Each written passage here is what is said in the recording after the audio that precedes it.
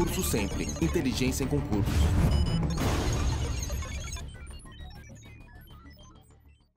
Bem, então essa aí é a situação. Então vamos lembrar aqui, ó, nós estamos vendo os três aspectos, ou três camadas. A palavra camada é secundária, podia ser camada, poderia ser nível, não tem problema nenhum. O importante é as três formas de manifestação da cultura. A primeira delas, então, é através dos artefatos, né? Ou seja, das partes visíveis. A segunda parte são os valores compartilhados. Então veja lá, ó, estilo de liderança. É surpreendente porque tem determinados grupos que gostam de chefe durão, chefe boca dura, chefe que chega e exige. Outros não, preferem chefes democráticos. Então esse é o estilo de liderança. O que as pessoas dizem sobre o que deve ser feito, tá? Por exemplo, vou falar de uma coisa da cultura brasileira, ver se vocês concordam comigo. Na cultura brasileira, qualquer profissional que entregue um colega, ele é imediatamente taxado de dedo duro e vai ter sérios problemas de convivência com os seus colegas. Concordam com isso?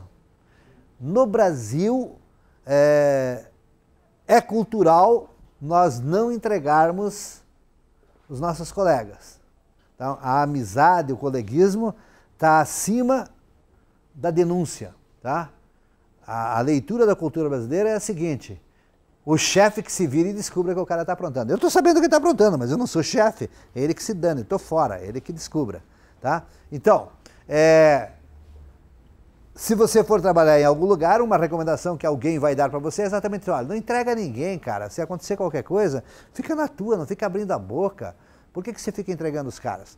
Observe, eu não estou dizendo que isso está certo, hein? Aliás, quando eu for dar aula de ética, eu vou dizer para vocês que isso aí está errado. Mas acontece que eu deixei bem claro no começo que cultura não tem certo nem errado, né? Ora, é assim aqui no Brasil. Estamos conversados. No Brasil, para você entregar um colega teu, você só entrega ele se você está afim de sacanear ele. Quer dizer, daí todo mundo está sabendo que o cara é um carne de pescoço e aí todo mundo aplaude porque você está entregando um carne de pescoço. Quando você pegar uma pessoa que é tua amiga, que faz parte do teu grupo, e entregar ela, pega mal, certo? Uma outra característica da cultura brasileira: se vocês não concordarem, podem interromper, é importante que vocês vão discutindo isso aqui. Outra coisa, eu dou bastante exemplos, porque é assim que vai ser a prova, e na texto vocês vão ter que resolver. Quer ver uma outra coisa que é bem brasileira? A gente leva o rancor do serviço para fora. Então, um exemplo muito concreto que eu já vi acontecer várias vezes. Você se indispõe lá com alguém da tua equipe, tá? Você tem carro, ela não tem. Aí quando chega no final do expediente, ela sai um pouco antes de você, cai uma chuva daquelas bem forte, lá, coitado do teu colega, com quem você brigou horas antes, tá lá embaixo do ponto de ônibus, você molhando inteiro, você passa com o teu carro assim, de preferência até você ver se tem uma poça d'água ali, para você molhar o desgraçado de uma vez. Aí, desgraçado, me incomodou hoje, tá vendo? Entendeu? Olha aí, ó. Fica aí na chuva, seu filho da mãe. Entendeu? É cultural isso. Aqui cultural. Faz, aqui você faz. Exatamente. Nós misturamos o relacionamento profissional com o relacionamento pessoal. Concordam comigo que é assim? Aqui no Brasil é assim, entendeu? Então, isso é o jeito de nós sermos, tá? Valores que a instituição divulga e apoia, tá? Por exemplo, agora está muito na moda isso, algumas instituições divulgam que eles valorizam que seus funcionários tenham atividades de voluntariado. Já ouviram isso aí por aí? Então, pô, você até não está nem afim de fazer voluntariado. Mas, pô, cara, se eu não fizer, todo mundo vai lá no fim de semana lá para doar sangue, pô, e eu não vou. Então lá vai você doar sangue, entendeu? Quer dizer, aí na segunda-feira você é valorizado, né? Pô, o cara teve lá, realmente, isso aí é gente boa, tá? Então isso aí o que são? Valores compartilhados. Anota aí, ó. Valores aqui é no sentido de valores morais, né? Valores éticos, tá? Aquilo em que todo mundo acredita. Tranquilo? Tá tranquilo até agora? Vamos para frente então. Terceiro, pressuposições básicas. Tabus. Coisas das quais não se pode falar. Vou dar um exemplo, ver se vocês conseguem lembrar desse exemplo. Eu já vi muitas vezes essa situação. O teu chefe, ou às vezes até a tua chefe, é um tremendo de um bebum. Bebe que é uma desgraça. Chega de manhã com aquele ar de cabo de guarda-chuva, assim, que esse desgraçado encheu as guampas hoje de noite. E ninguém pode chamar o cara de bebum, pega mal, entendeu? Então, é um tabu isso, é um tabu. O cara é terrível, mas vai pegar mal falar mal do chefe. Então, o cara é boa gente, é bacana, trata bem a gente, deixa que ele tome umas pingas dele, não vamos nos incomodar com isso. Então, isso é um tabu. Histórias de quem se deu mal, entre aspas. Vocês já passaram por essa situação? Eu, se fosse você, não faria isso, tá? Eu conheci uma pessoa que trabalhou aqui, fez isso, não esquentou aqui, em 2 meses foi mandado embora. Certo? Então, isso é cultura. Tá vendo como são coisas que vocês já conhecem? Vocês talvez não tivessem o nome disso. O nome disso aí é cultura organizacional. Ritos e rituais organizacionais e sociais, né? Por exemplo, rito e ritual muito concreto é o seguinte, aniversário. Aniversário, quem faz aniversário traz bolo para todo mundo? Ou nessa empresa o pessoal prefere fazer uma vaquinha e oferece o bolo para o aniversariante? São 2 rituais diferentes para a mesma coisa. Ou ninguém dá bola para o aniversário, tá certo? Então, isso são ritos e rituais. Jantares comemorativos, né? Jantares comemorativos é o supra-sumo da fofoca do emprego, né? Ali que você fica descobrindo tudo e mais um pouco. Festas e reuniões mensais, reuniões diárias ou comitês, né? Tudo isso aí, então, transmite o quê? Transmite simbolicamente, agora não é concretamente, é simbolicamente aos empregados a importância relativa dos valores, das funções e das atividades da organização. Bom, então, encerrando essa primeira abordagem, vocês precisam entender que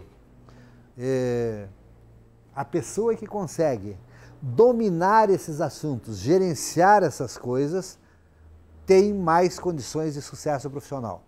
Com o passar dos anos, à medida que o cabelo de vocês forem branqueando, ou caindo, que nem o meu, né? Que nem nós, você aprende isso no piloto automático. Tá? Isso é a tal experiência. A tal experiência é isso aqui. A capacidade técnica você aprende em 1 ano ou 2 anos. Você faz um curso, rala naquele curso, você aprende um monte de coisa, você tecnicamente você vai se dar bem. Agora, esta parte aqui, se ninguém te ensinar, né, se você não tiver essa aula que você está tendo aqui, se isso não fosse cobrado no concurso do Banco do Brasil, você iria aprender do mesmo jeito. Só que se ia quebrar a cara um monte de vezes, provavelmente aí por uns 10 a 15 anos, até que daí você se torna uma pessoa, né, esperta, maliciosa, né, inteligente, que você, opa, cara, não vou por aqui porque aqui dá zebra, tá? A visão moderna das instituições é ensinar isso para as pessoas. Esse assunto não é novo, tá? Esse assunto na administração, até aí uns 20 anos atrás, mais ou menos, era ensinado só para quem fazia curso de liderança. Quem ocupava cargo de comando recebia essa informação, que era, sabe para quê? Para manipular os funcionários. Hoje não, hoje está democratizado e se entende que todos devem saber disso aí.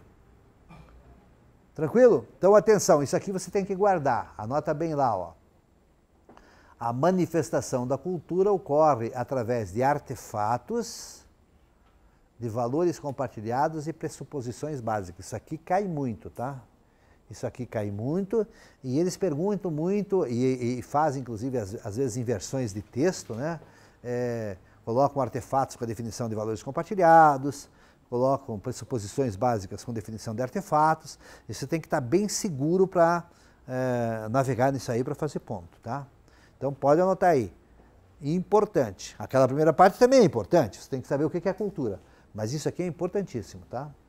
Tranquilo até aqui? Vamos para frente então. Bem, para que a organização possa sobreviver e se desenvolver, para que existam revitalização e inovação, deve-se avaliar constantemente a cultura organizacional, sistema dentro do qual todos os elementos organizacionais estão imersos. Os elementos organizacionais significa todas as variáveis organizacionais. Mas anote nesse parágrafo aqui uma coisa muito importante. Esta aqui é a visão da empresa sobre cultura. Visão da empresa sobre a cultura. Então, a avaliação constante da cultura organizacional é aconselhado para as empresas. E é nesse momento que ela tenta influenciar a cultura dos funcionários. Tem mais! Se a empresa não desenvolver isso, a cultura organizacional desenvolve. E aí você acaba criando dentro da empresa pessoas relativamente rebeldes, pessoas relativamente contrárias às regras da empresa. Veja que não está escrito influenciar constantemente a cultura. Se tivesse escrito influenciar constantemente a cultura, fica errado. Porque, como eu falei, isso não se consegue mudar de um dia para outro, tá? Mas avaliar, verificar como é que está o nível cultural do grupo, isso aí é importante, tá? Então aqui é uma visão da empresa sobre esse tema. Tranquilo isso aqui? Observe que a palavra certa é avaliar, cuidado, não é influenciar. Ela influencia, mas ela influencia no longo prazo. Estamos tranquilos? Bom, aqui tem umas coisas que eu já falei e tem outras que eu não falei. Observe que todos esses assuntos aqui, ó, tem um autor aqui que eu coloco, tá vendo? Aqui tem o seu Bond Shibuano, aqui tem o Shen, agora aqui vai aparecer esse outro cara aqui, ó, TVNet, tá? Mas você não precisa esquentar a cabeça com isso, ninguém vai perguntar. Eles não estão com essa bola toda para perguntarem segundo fulano, segundo Beltrano. Aliás, o único que aparece em concurso é o Shen. O Shen aparece. O Shen já atingiu um estágio assim que ele é bem perguntado. Mas eu coloco o nome dos caras para vocês perceberem que eu falando assim dá a impressão que é cascata, né? Pô, cara, que é isso? O cara está fazendo palestra para nós aqui. Não estou falando palestra não, tem livros e livros sobre cultura organizacional aí, tá? Um livro como esse aqui tem 200, 300 páginas, tá? E eu trago para vocês o que cai aqui. Bom, veja lá. O TVNet, então, divide em 3 níveis a cultura. Muito interessante essa divisão aqui, ó. A cultura do meio em que a empresa opera. E eu já dei exemplo disso hoje. Eu falei que em Jaraguá do Sul, Blumenau, Joinville, pontualidade é um assunto importante. Então, veja, não é Banco do Brasil que cobra a pontualidade. Quem cobra a pontualidade são os clientes do Banco do Brasil. Tá vendo? Quem são os clientes do Banco do Brasil? São moradores e empresas de Jaraguá do Sul, de Joinville, de Blumenau, porque lá é cheio de alemão e alemão preza muito a pontualidade. Então, necessariamente, o Banco do Brasil, para ser bem visto naquele ambiente, precisa entrar na deles, tá? Então, culturalmente, o meio exige que horário seja cumprido, tá? Curitiba já não é tão chegadinha nesse aspecto. Você pode chegar 10 minutos atrasado, né? Sair 5 antes, ninguém te cobra isso. Então, esta é a primeira característica da cultura. A cultura do meio em que a instituição atua. Tranquilo? Segunda variável, também já falei dela hoje aqui, as subculturas da empresa. Falei sim. Que você troca de uma agência para outra e é diferente. Isso é subcultura. Então vamos lá.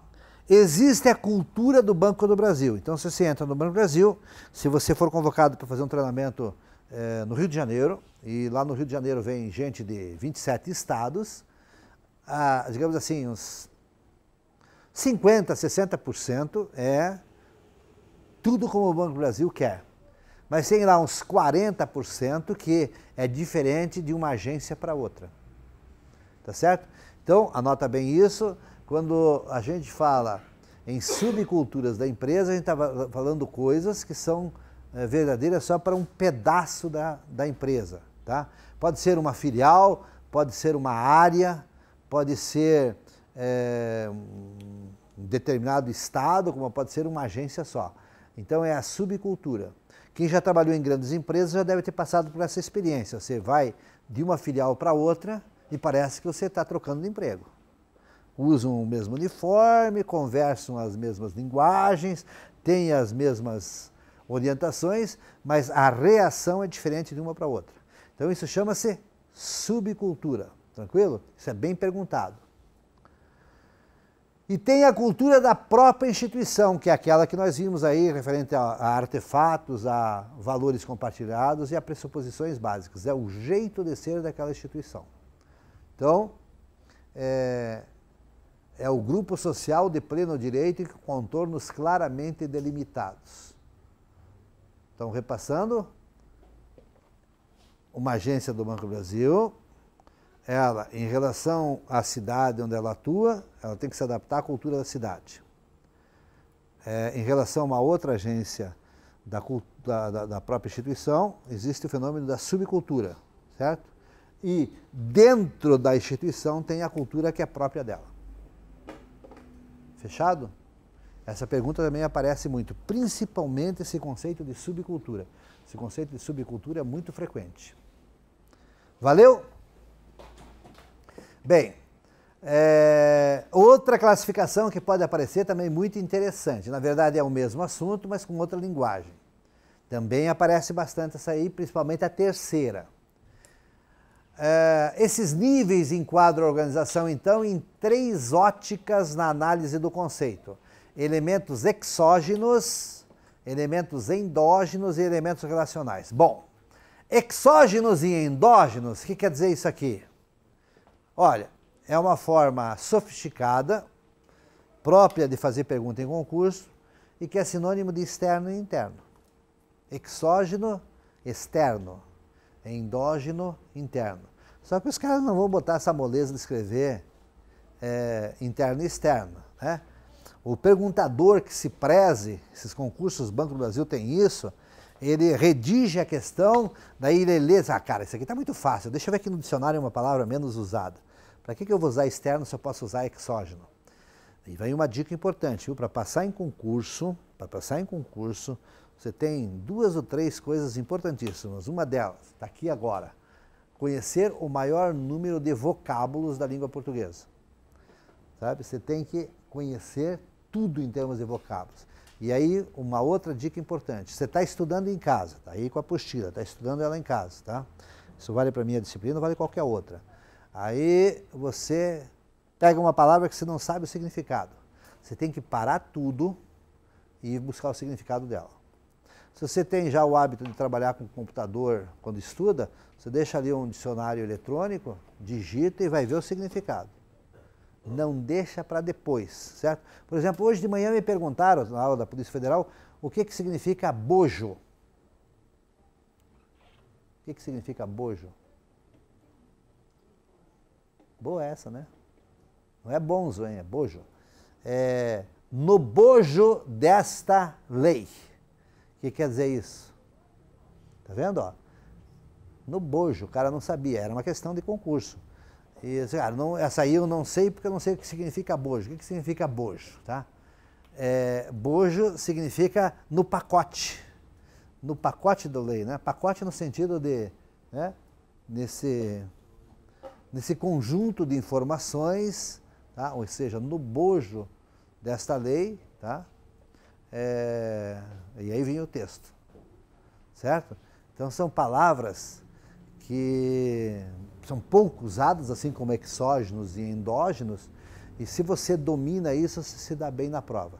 Segundo aspecto muito importante é interpretação de texto, tá? Vocês podem perceber que a minha aula é muito focada em interpretação de texto. Eu coloco ali e digo, cara, e o que se entende por isso aqui? O que significa isso? E daí eu dou explicação disso, tá? Na prova, você vai pegar um texto, se você tiver capacidade de interpretação de texto, você não erra questão nenhuma.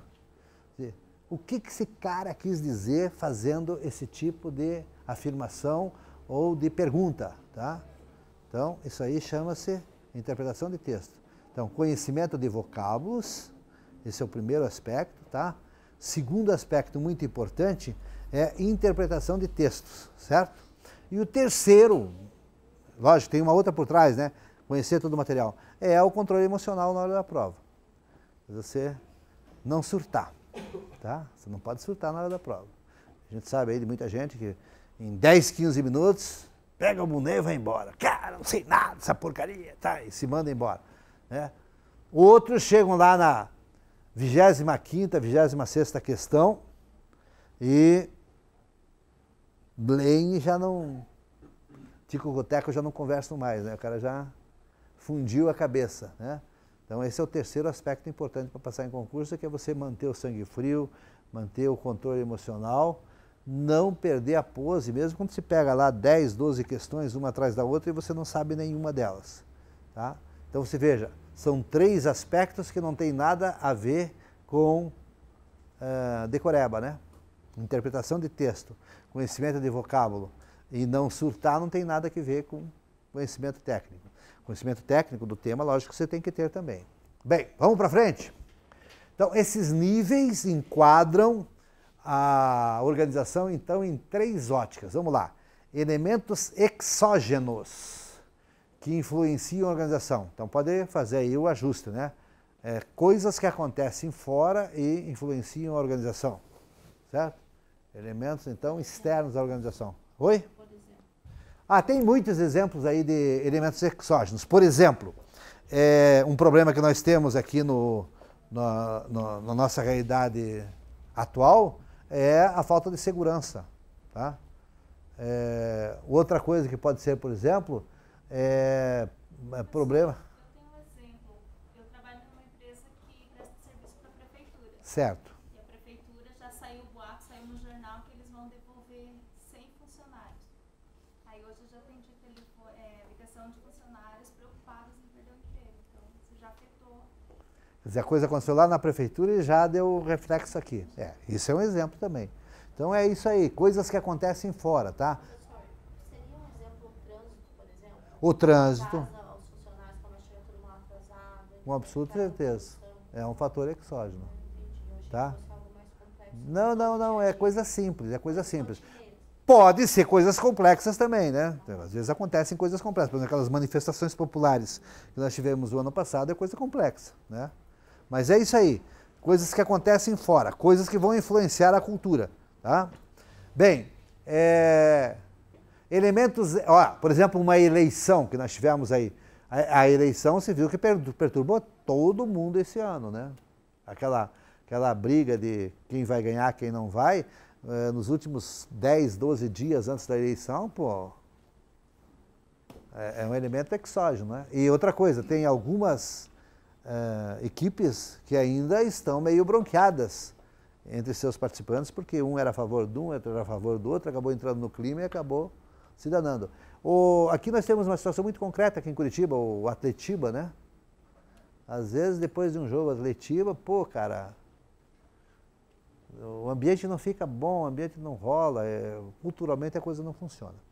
Elementos endógenos que modificam a organização, quer dizer, então aqui nós estamos falando de aspectos internos, endógenos, internos, certo? Então, por exemplo, uma coisa cultural complicadíssima é quando uma empresa compra outra. Tá? Então, uma empresa do mesmo ramo, igual, ela compra uma outra empresa. Então, uma empresa, por exemplo, que tenha 500 funcionários numa cidade, compra uma outra empresa que tem uma filial com 200 pessoas. Aí você vai ter que fazer essas 500 se entrosarem com essas 200. É um fator endógeno, né? Na verdade, você vai ter aí um choque de 2 culturas diferentes. Tranquilo? Beleza? Então, exógeno está bem claro? Endógeno está bem claro? Relacionais. Situações que envolvem membros da organização e que afetam os processos de comunicação. Tá?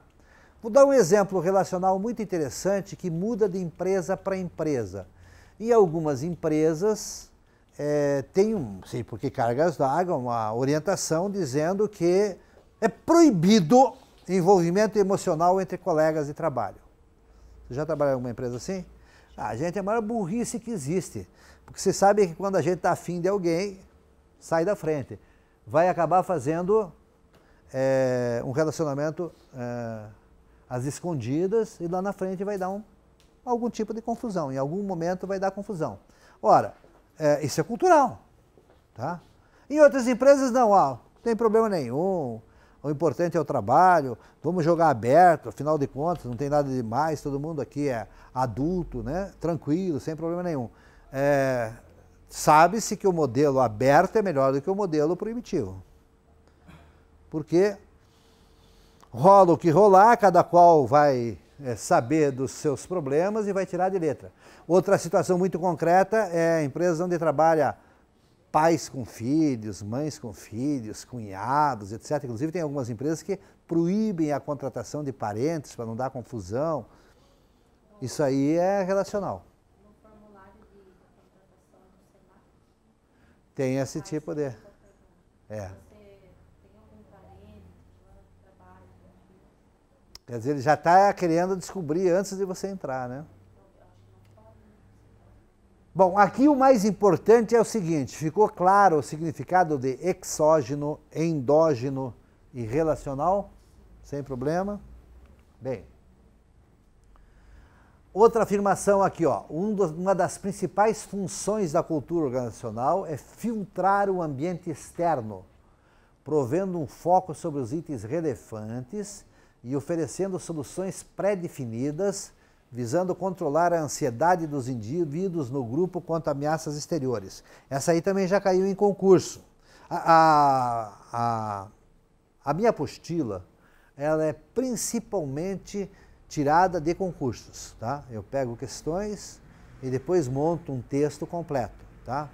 Normalmente eu não tenho, eu já estou aí há 8 anos trabalhando com esses temas, então eu devo ter aí na minha casa um arquivo de umas 2.000, 3.000 perguntas mais ou menos, de vários assuntos, tá? E eu de vez em quando dou uma passada lá.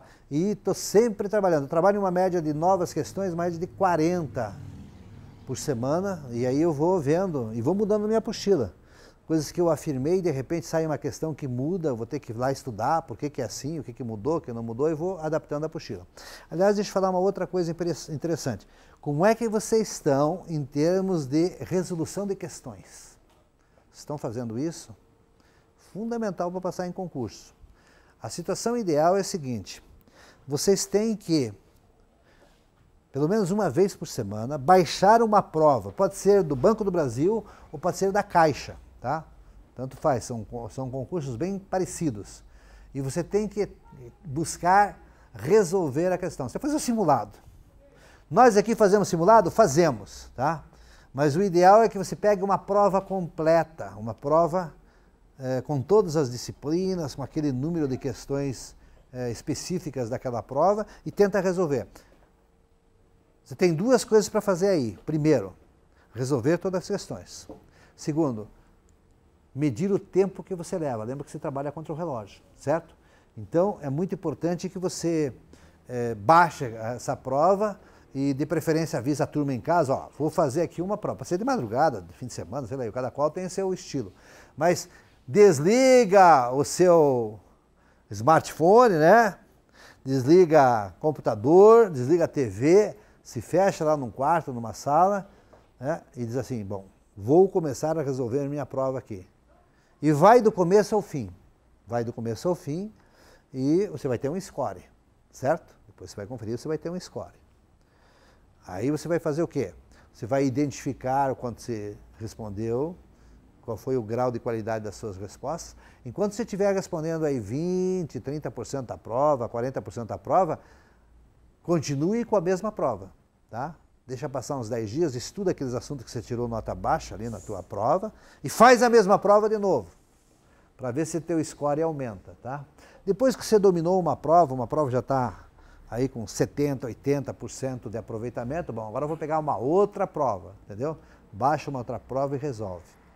Aí você vai verificar, não só das minhas questões, dos outros professores também, que as apostilas nada mais são do que reproduções de questões que caíram em concurso, tá? Então vamos lá, ó. Aqui tem uma informação muito interessante. Entende melhor esta informação quem já teve desempregado por algum tempo. Quem já teve desempregado por algum tempo, eu já tive, eu sei como é que é isso, deve ter passado por aquela sensação de, sabe, meio de solidão, né? A gente tem solidão afetiva, mas a gente também tem solidão trabalhista, né? Empregacional.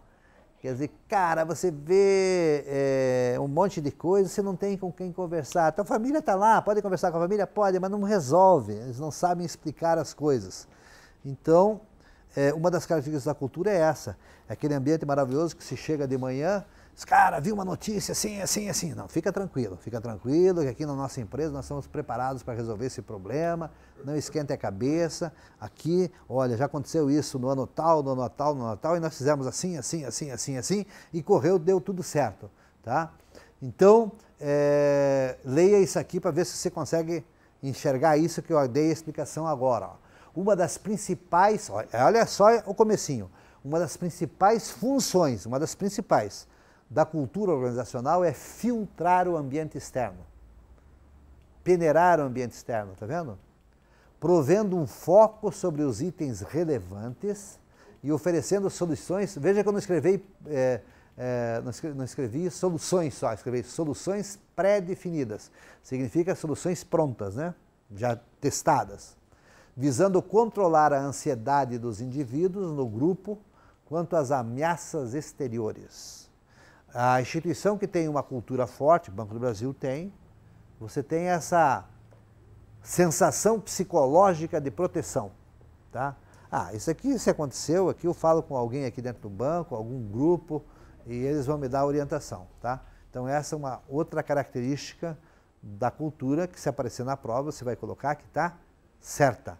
A cultura funciona como filtro, tá bem claro aí, ó, do ambiente externo, tá?